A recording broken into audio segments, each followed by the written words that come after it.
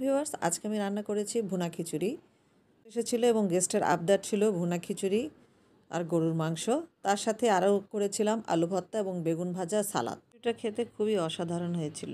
প্রথমে মুগ ডালটা ভেজে নিয়েছি। মুগ ডালটা হালকা ভেজে নেওয়ার পরে মসুরের ডাল ভেজে নিয়েছি, নিয়ে আমি পানিতে ভিজিয়ে রাখবো। কড়াইয়ে পরিমাণ মতো সরিষার তেল দিয়ে দিচ্ছি পেঁয়াজ সহ পাতা পেঁয়াজ, দিয়ে দিচ্ছি তেজপাতা, দারচিনি, সাদা এলাচ, গোলমরিচ, লং 2-3টি এবং দিয়ে দিচ্ছি কাঁচামরিচ। পেঁয়াজ সহ সব মশলাগুলো তেলে একটু হালকা ভাজা ভাজা হয়ে আসলে তারপর দিয়ে দিচ্ছি আদা রসুনের পেস্ট, দিয়ে একটু নেড়ে নিব যতক্ষণ না পর্যন্ত আদা রসুনের কাঁচা গন্ধটা চলে যায়। এরপরে দিয়ে দিচ্ছি কেটে রাখা গাজর এবং মটরশুঁটি, দিচ্ছি স্বাদ মতো লবণ।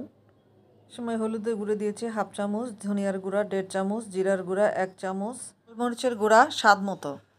এগুলো যেন পুড়ে না যায় সেজন্য সামান্য একটু পানি দিয়েছিলাম, একটু বাড়িয়ে দিয়েছি। এরপরে দিয়ে দিচ্ছি ধুয়ে রাখা পোলার চাল এবং ডাল। সুন্দরভাবে একটু ভাজা ভাজা করে নিব সব কিছুর সাথে মিক্সড করে। এগুলো সুন্দরভাবে ভাজা ভাজা হয়ে গেলে দিয়ে দিচ্ছি গরম পানি। এরপর লবণ চেক করে লবণ দিয়ে দিব, সামান্য একটু কেওড়া জল, 1 চামচের মতো চিনি। এটা স্বাদটা অনেক গুণ বাড়িয়ে দেয়। পানিটা শুকিয়ে আসা পর্যন্ত এর মাঝে 1 চামচের মতো দিয়ে দিয়েছি টক আচার। এটা খিচুড়িটাকে অসাধারণ করে তোলে। দিয়ে ঢেকে দেব, প্রায় 10-15 মিনিটের জন্য দমে রেখে দেব। এতে পোলাওটা খুব ভালোভাবে ঝরঝরে হয়ে যাবে এবং নিচে লেগে যাওয়ার আর ভয় থাকবে না।